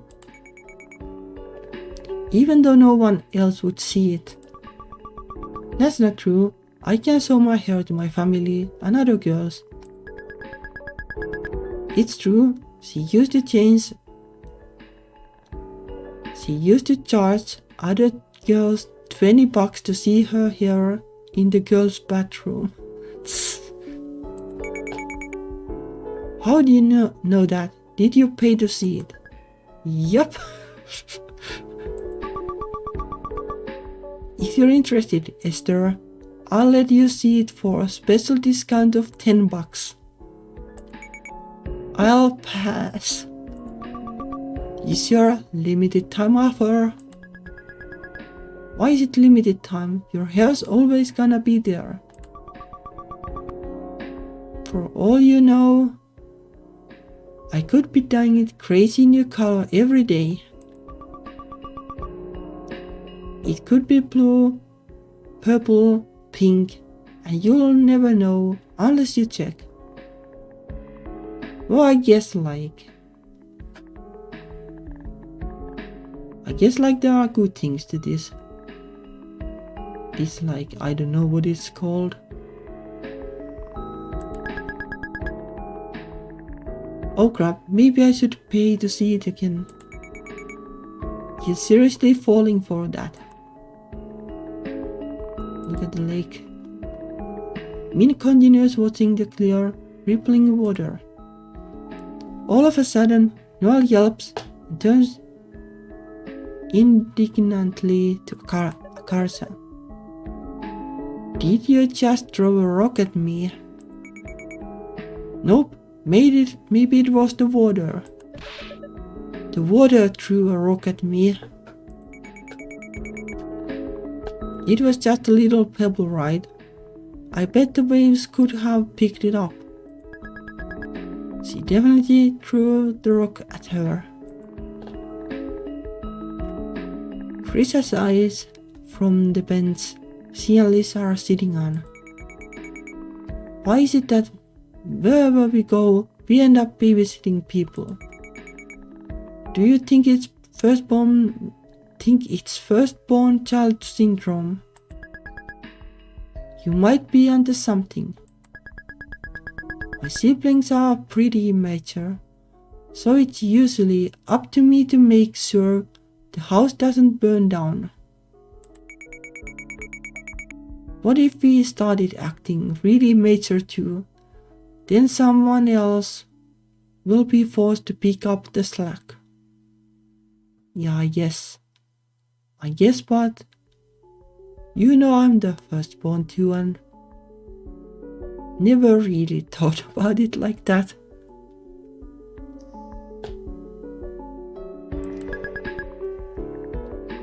How do you propose we do that? I don't know, maybe we should just start talking with no filter. Instead of thinking about what we say, we just say whatever pops into our minds first. Very interesting.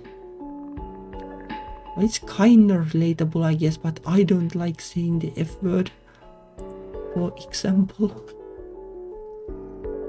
After the brief break, the group gets back to filming.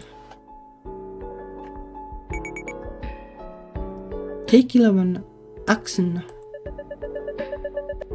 Hello, how do you feel about the removal of grey wolves from the endangered species list?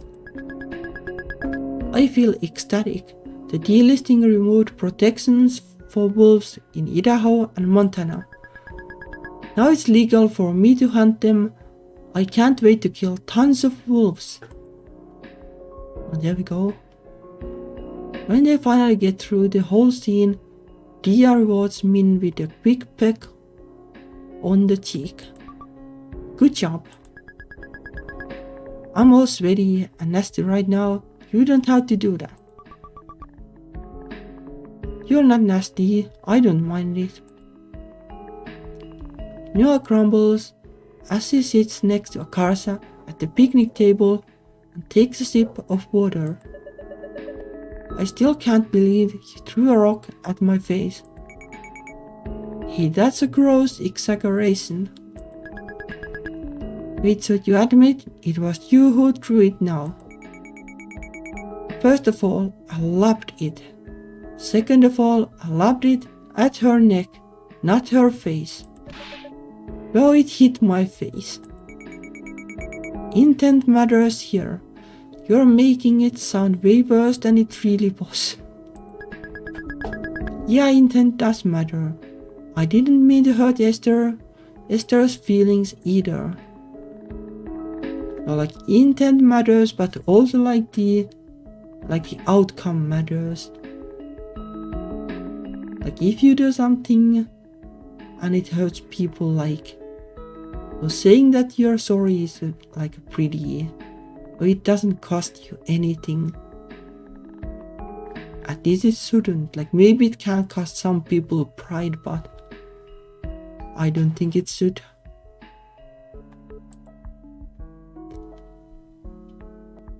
Like it's not like you're weak or something if you say you're sorry. On the contrary, like, well, you're actually like an adult or something. Min uneasily glances over at Esther. She's reviewing the footage on the camcorder. I wish the whole thing never happened. Okay, we are good to start the wolf family interview. Yes! I call being the wolf mom. Wait, I wanted to be the mommy too. Well, I definitely don't want to be the dad. It can be two moms adopted. Wolf mom and wolf mom 2. Wolf mom 2 definitely sounds like the inferior one though. Or it can be like wolf mom and wolf mother or like wolf mommy. There's gotta be a way to make them sound equal. Like how there's always two versions of Pokemon, like Diamond and Pearl. Does this really matter? Like you can make them like Wolf Mom Diamond and Wolf Mom Pearl, I guess. Hey, this is the scene where I kill a cursor, right? Aren't they supposed to have a gun? Oh, I brought a Nerf gun you can use. It's in the tent with the other stuff. Okay, I'll go get it. Min rummages through the duffel bag of costumes in search of the Nerf gun. Wait, Mincio, is the microphone in there too? I don't know. Look for it yourself. Noah sneezes as he steps into the dusty tent. Achoo! Shut up! Shut up! Noel joins Min by the duffel bag. Suddenly, Noel frowns at her. Dot dot dot dot. What, you got a problem or something? For one heart-stopping moment, Min's sure she's been exposed as racist somehow, but she soon realizes Noel is just glaring at the dirt that she dragged into the tent. You wore your boots inside, you're getting dirt everywhere. Oh, that's it? It's barely anything. You gotta leave on the sleeping bag already, see? So brush it off, who cares? I care. You were the one responsible, so you should be the one to brush it off. It's just one effing leaf. Stop splitting hairs over nothing. You're the one being difficult here. Just apologize and get the leaf off. You really want me to get that leaf off? Take this. Min grabs one end of the sleeping bag and swings it at Noel. It whaps Noel in the torso. Hey, I'm telling you. Go ahead and try it, turbo nerd. Noel seizes a handful of the sleeping bag as Min tries to land another blow. You gumless brute. The F you mean I'm bumless. Take that back. Min chunks on the sleeping bag hard. It slips from Noel's grasp, sending Min hurtling backwards. Whoa! Min loses her balance completely and falls backward into the wall of the tent. She hits the ground butt first, pinning the fabric of the tent down with her weight. Tent collapses, blanketing its occupants in nylon. Min feels herself sliding backwards down a slope. The tent's rolling down the hill. Min and Noel blindly stumble down the hill with their limbs wrapped in tent, screaming all the way. Rah! Eventually, they crash into a large bus at the bottom of the ravine. Min crawls out of the tangled mess, spitting dirt and twigs out of her mouth. Haha. Oh, how I despise you. Noel gathers the tent into her arms and tries to trudge back up to the park in her socks. What happened to your shoes? I took them off before coming into the tent like a civilized person. See, this is why keeping them on is better. Sure is better. I win. No, you don't. This situation would never arise under normal circumstances. Yep. Look how much faster I'm walking than you. See, loser. Min looks back and sees how far behind Noel is. She looks pretty pathetic, dragging the tent through the dirt. Dot. Min reluctantly goes back and yanks the tent away from her. Dot. What's the matter with you today? What? Generally speaking, you strike me as someone who can't take criticism. But you haven't blown up on me like this for months. Did something happen between you and Esther? What? No, why? During our scene, you kept eyeing her like she was going to bite you. Oh hell, if even effing Noel can tell, I might as well be wearing a neon sign around saying what happened. We saw the god in a fight. She got all offended by something I said. What did you say?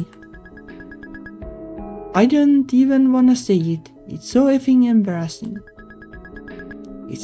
It kinda was like, I didn't know black people cared about cranes. What? Why? I don't know. None of my classes ever had black people in them. So I felt like I was learning something new from the story she was telling me. I was just trying to express that. So you decided to tell her you held a bigoted belief that only changed after a random anecdote she shared. I wasn't thinking, okay, it's easy to pick apart now in hindsight, but the whole thing happened in like 5 seconds. I didn't even have anything against her or black people in general. Come on, you know me. When I hate someone, I tell them no. I let them know. Yes, I'm well aware of that. So it should have been obvious I didn't mean anything bad by it. When people do Asian accents or say weird stuff about Koreans, I don't flip out. You don't? What time we were talking about around and got konnichiwa, you were furious. That time we were walking around and got konnichiwa, you were furious. That was coming from a white creep, and it was clearly hateful. So if it's just a joke or something worded insensitively, it doesn't always mean the person actually hates Asians. But that is true, I guess, but like saying that you're sorry is cheap. Cheap as in it doesn't cost you anything, but it's a good thing to say sometimes. I'm not sure I follow your logic here. Are you saying that as long as something is not intentionally hateful racism, it doesn't bother you? Yeah, it doesn't, cause I'm not a sensitive crybaby, but some people are. But if you had a choice, wouldn't you rather they not say those things? Well, if you could press a button and magically no one ever said that stuff again, that would be cool. Then it does bother you.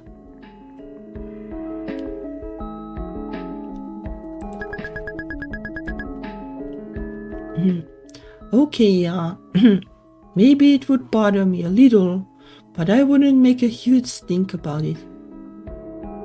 But the thing is that she didn't exactly make a huge stink about it, but then you escalated it.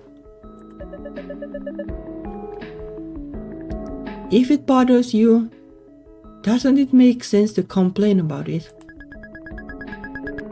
If I were some weak ass sissy, sure, but I'm not, so I don't sweat that kinda small stuff. But we just established that you are bothered by it. You just deny it because in your eyes it's weakness to admit you're hurt. Because of the touch guy act you have going on. Noel got this insufferably smug expression on her face, like she has discovered a misprint in an exam that no one else has found yet.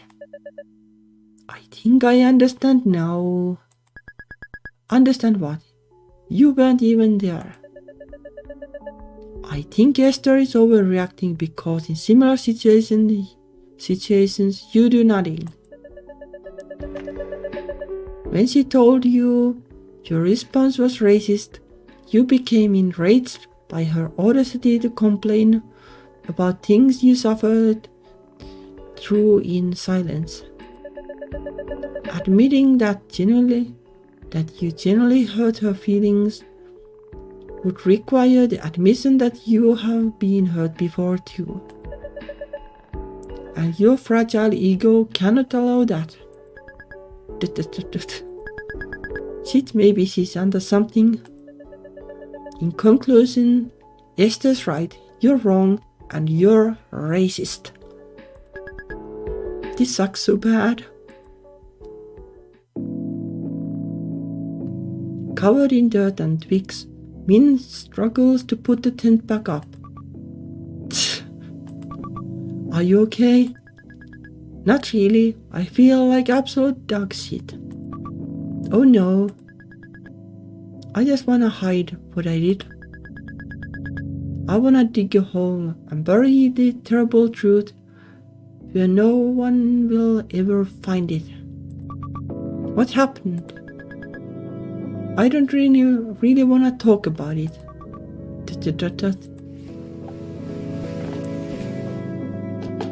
At a loss for how to handle the situation, Dia quietly helps her pitch the tent. Oh no. Huh? Look. Dia points to a malformed looking butterfly clinging to the tent fabric. Oh, you. What's wrong with this wing? It's all crinkled. Think it's stuck like that. That's so sad. Maybe it's because of the fall spring. Fall spring? It's when it's super warm, but it's still winter. It messes up a lot of animals because they think it's spring when it's not. Maybe the weird environment messed it up while it was forming. Dia tries to get the deformed butterfly to crawl onto a twig. It's hard to watch. Is that what I'm like? Because I grew up with racists and got taught the worst lessons ever. I feel like I went through hell and came out the other side in the most monumentally effed shape.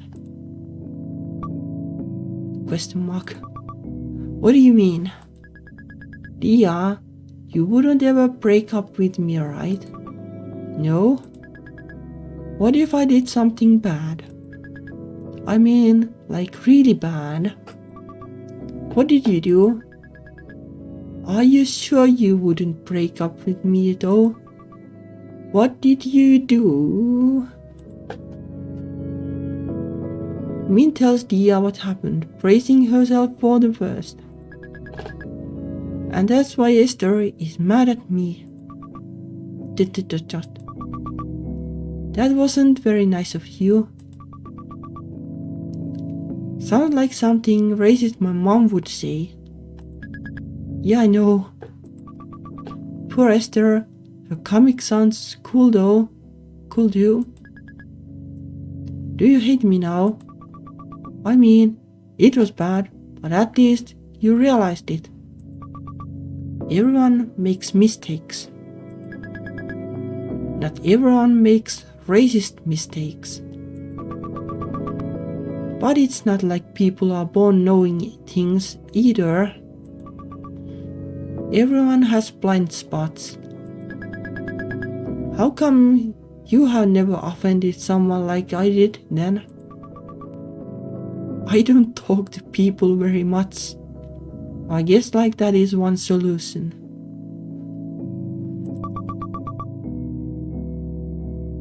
So most of the mistakes just happen in my mind.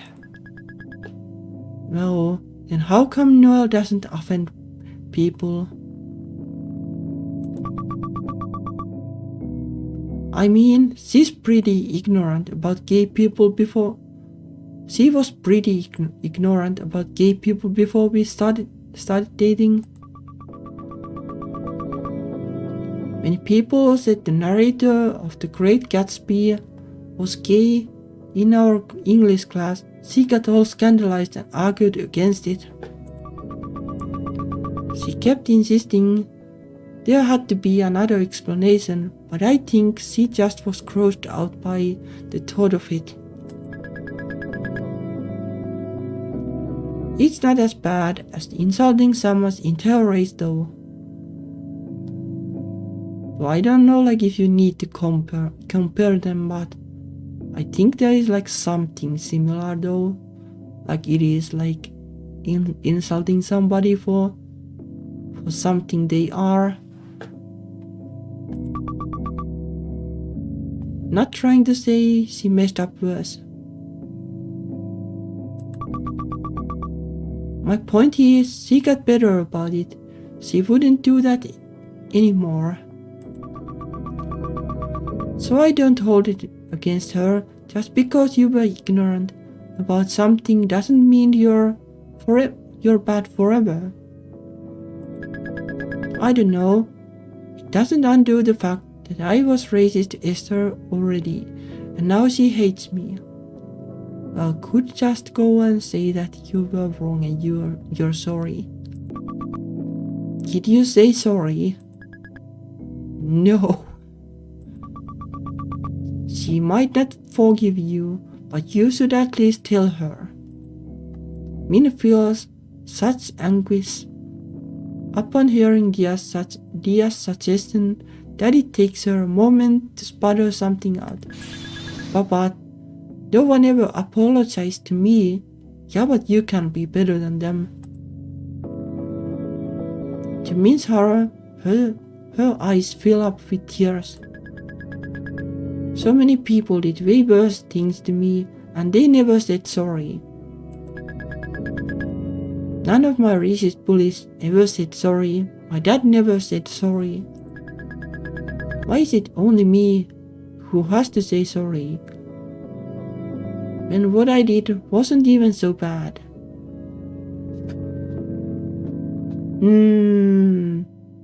Yeah, but like, well, you can't really justify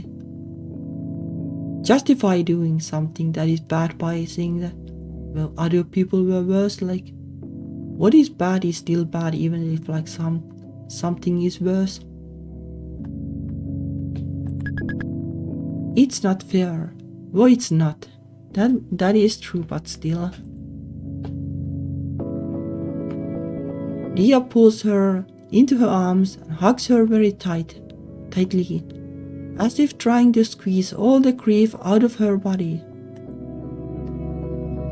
Min leans into her warmth, letting her familiar touch and the steady rhythm of her heartbeat calm her down. What happened to you wasn't fair,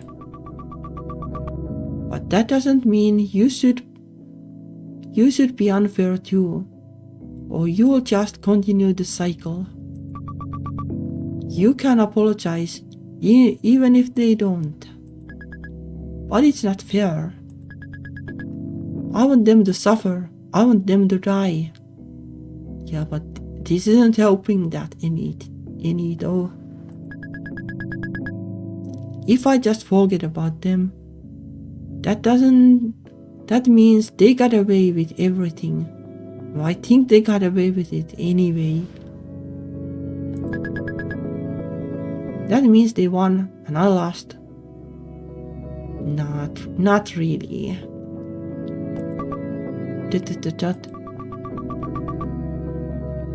But isn't it losing worse to let people you hate keep controlling your life? It's like that saying, if you seek revenge, dig two graves. Is it worth it to hurt yourself in the name of fairness? Is that what I'm doing? Crashing the car just to get back at them.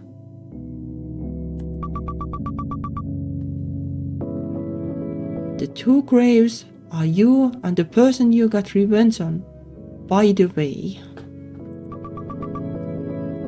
Not two different people you killed. No, I got that. You're right. Why should I let those pieces of shit keep controlling me even years later? If nothing they did mattered, that will show them. Yeah. Min dashes off and finds Esther setting up the next scene. What took you so long? Everyone's ready to do the wolf death scene. Can we talk first? Esther gives her a guarded look. That depends. Sorry I was an asshole earlier. I shouldn't have said that crazy stuff about black people and the weird stuff about your hair. Yeah, you shouldn't have. You're right. I should have known better. I know how much it sucks looking different from everyone else. Esther lets out of sight, looking exhausted. You'd think people would know, but they don't. It's like being kicked on both sides. I go through all the same stuff as everyone else at this school, but no one sees me as one of them. Everyone thinks because I'm not pure Asian, I'm not as smart or I don't study as much. Don't worry, I don't think that. I learned my lesson. I'm not racist anymore. Yeah, you are. Huh? You're literally still racist. All you did was apologize for one specific thing. But what else am I supposed to do then? Try to educate yourself and not say random crap about other ethnicities.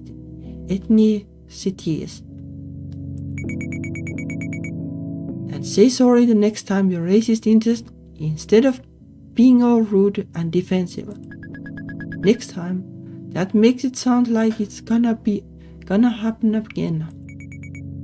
Honestly, it probably will.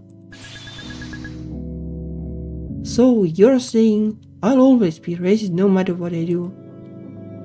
Min looks so horrified that Esther gives her a pitying look.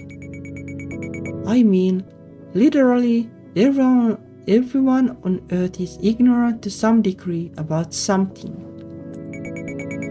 For my webcomic, I tried to research albinos and double amputees the best I could, but I'm still not sure I portrayed everything right. Double amputee, what the F is going in her comic? No one's perfect. You just gotta do your best and learn from your mistakes. Okay. But I hate thinking I'm gonna make a different mistake at some point and have to apologize again. It's effing mortifying. I mean, it shouldn't be mortifying to admit you were wrong about something. I guess it shouldn't be. Hey, are we ready to party? Yeah, let's do it. So are we good now? Good for now? I guess. Can I still use the prodigy thing you said earlier? Oh yeah, knock yourself out. Min hides behind a tree with her Nerf gun, waiting for her cue.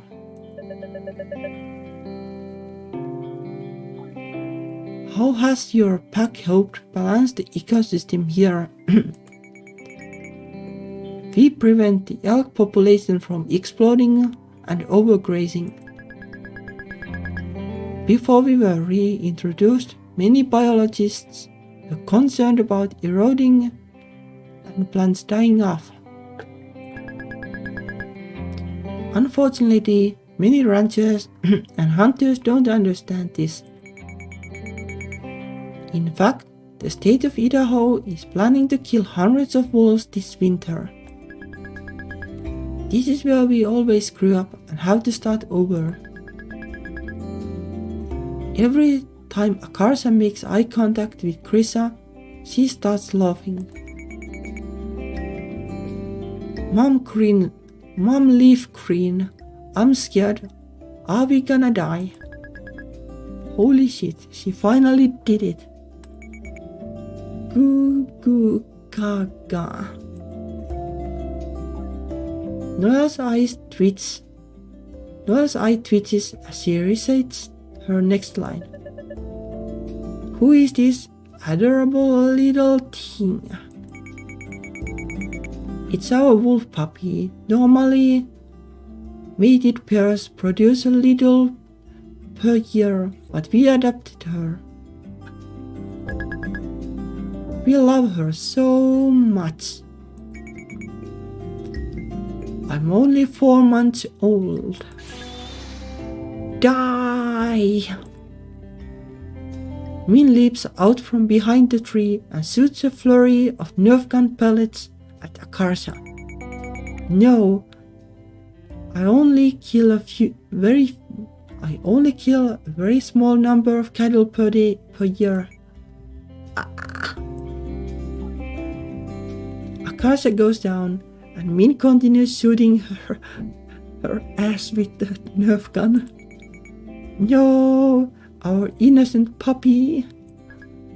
Mahahaha. I'll be back to kill the rest of you. Min runs off screen, leaving Krisa and Liz crying very unconvincingly over Akarsa's body. How could this happen? If only we were still on the endangered species list. Noel turns solemnly to the camera. Today, I learned the delisting of grey wolves from the endangered species list would have devastating consequences. And that's a wrap. Finally, we have been here for 6 hours. and we may have just produced the worst video ever.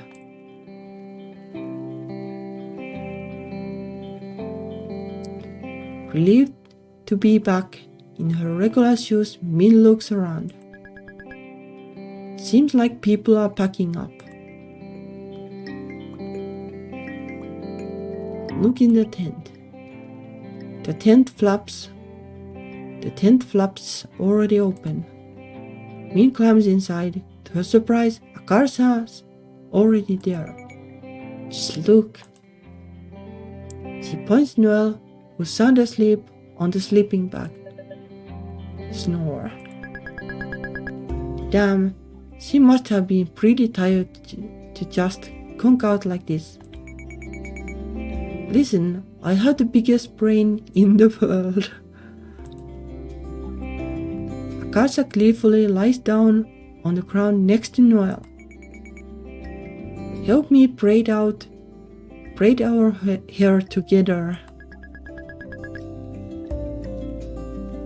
I have short hair, dipshit. Do I look like I know how to braid hair? I can't do it myself. It's too hard when I'm lying down like this. Come on, Vidi, please. God, when you talk like that, I just wanna smash your head with a rock. Min crawls over and grabs a lock of Akarsa and Noel's hair in each hand. It's easy, you just gotta split it into 3 strands and alternate which one goes on top. Like this. Confused, Min just randomly twists their hair together. The instant she lets go, the braid loosens and unravels. Shit! Noel scolds in her sleep as Min tries again. Akarsa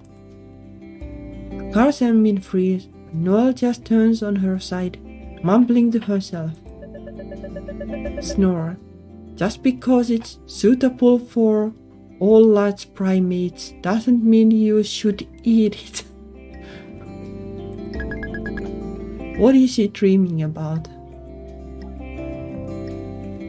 Esther sticks her head in the tent. Can you hand me my backpack? Wait, what are you guys doing? Psst, help. Esther, do you know how to braid hair?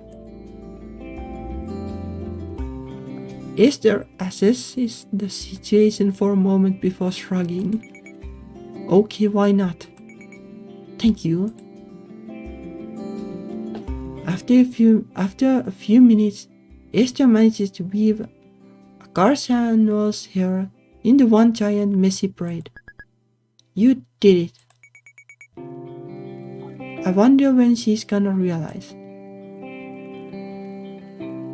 Noel stirs on the sleeping bag. Her head gets jerked back up by her hair, which is now bound to Akarsa's muff. She blearily rubs her eyes. Bonjour. Noel bolts upright, screaming. Ah! What's wrong, Frenchman? Bad hair day? Akarsa! Why? Get me out of here! Oh, calm down. Calm down. You literally attacked me in my sleep. I mean, you can just unbraid it. It's not that bad. Yeah, tons of people in the world have it way worse than you. Shut up. I hate all of you. She searches toward Esther and Min with an aura that can only be described as murderous. Akarsa calmly lies back down, dragging Noel down with her. Ah! I'll hold her back. Run! Nice knowing you. Bye. Bro, I will never forget your sacrifice. Esther and Min make their escape. Inside the tent, there's a muffled scream, followed by a crash. The tent stakes pop out of the ground as the tent rolls over and goes tumbling down the hill again.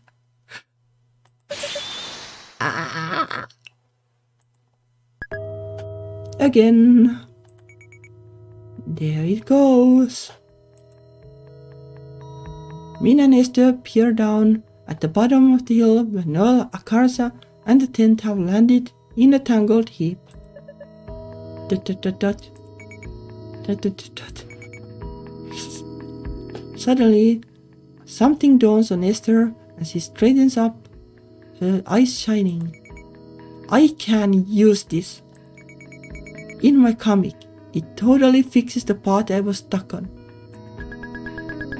The hell kind of a story are you writing where you can even use this? Some kind of camping disaster.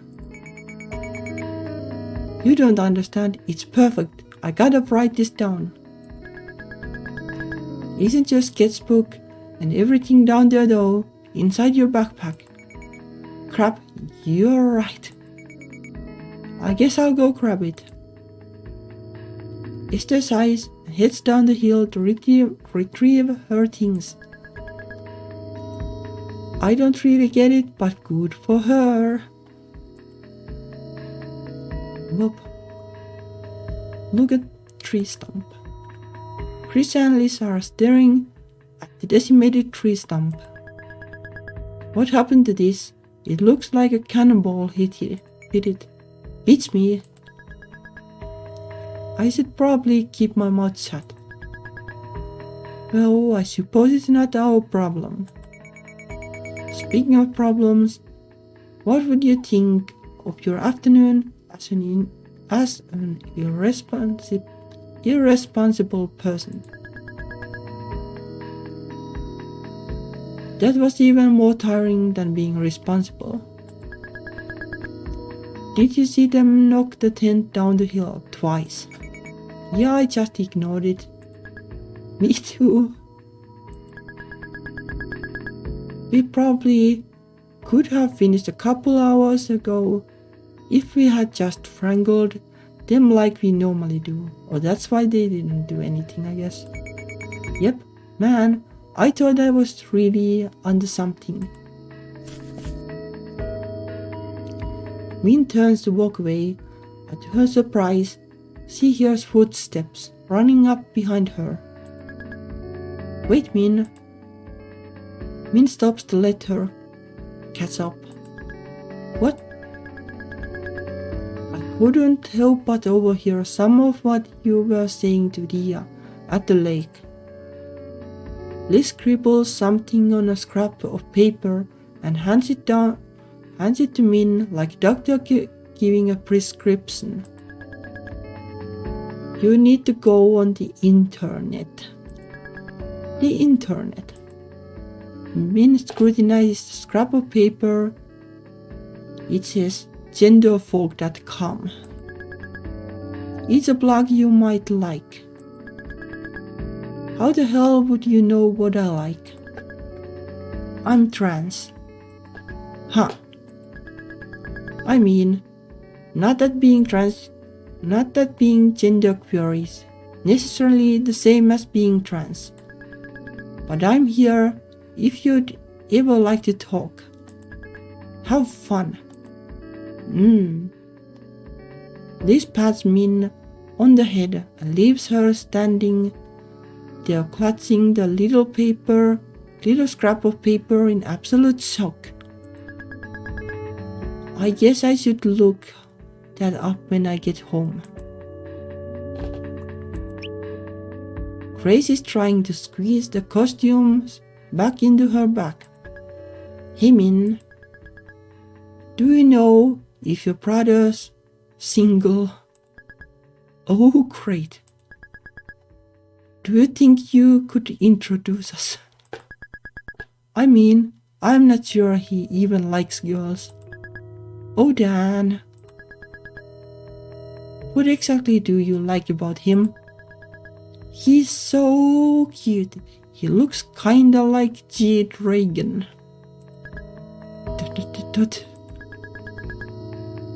Do you like my brother just because he's Korean? What? Can you chill out a bit with the whole Korean thing? Sorry. I just get so excited about K-pop. Liking K-pop is fine, but just be normal about it. Sorry. You don't have to keep apologizing, it's annoying. As long as you get it. Okay, yeah, I'll be normal now.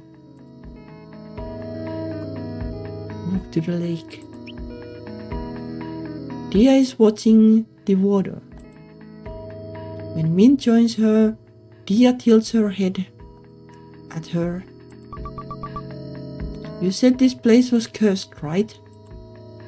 Min sighs, wraps her arms around Dia's waist. Yeah. Dia rests her forehead against Min's, her long lashes tickling Min's skin as she blinks. What if we uncurse it? Huh? How? By making new memories. Together. Dia hugs her tighter, squeezing Min's face darkly into her chest. Ooh. It's so soft. I love you. Min's mind is in such a state of disarray that it takes her a second to process what Dia is saying. In a Herculean feat of self-control, she manages to stop rubbing her face against Dia's chest and meet her gaze. Wait, you know what that means? Dia nods, her cheeks tingling pink. It was in a lot of the K-pop sings that Grace placed. So I asked her and found out what it really meant. Sorry I lied to you. No, it makes me happy you wanted me to say that. Because I do love you. Even now that you know what an asshole I am. You think I didn't know before? I guess I was always hitting and threatening people. Then why do you still like me? Because you're also really brave and resilient and cool. I feel like the world tries to make people into certain shapes, but you fight it on purpose. You try as hard as you can. And I think it's amazing. Subconscious and subconsciously, I think I understand. Understood what? You're always telling me people who hurt me because you wish someone did mini stunt speechless. It feels like a certain was suddenly pulled back on something shameful and hidden, exposing it to the blazing sun. But Dia doesn't flinch away, just gazes into her eyes. I love you. Blinking hard, Min smiles back at her. I love you too. Teach me how to say it. And that is a long one. That is a long one, and it's letters that make me struggle more than the Korean letters somehow. Like this like squiggle, like it's really interesting.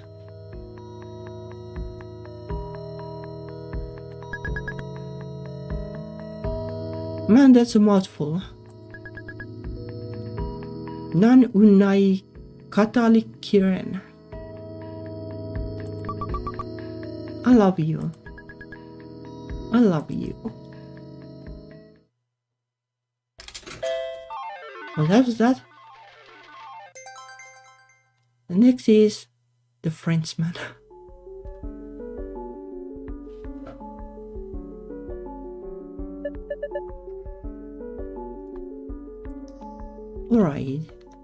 Alright, like before, we are ending it here. That was a wild ride again, but kinda knew it would be because it was mean.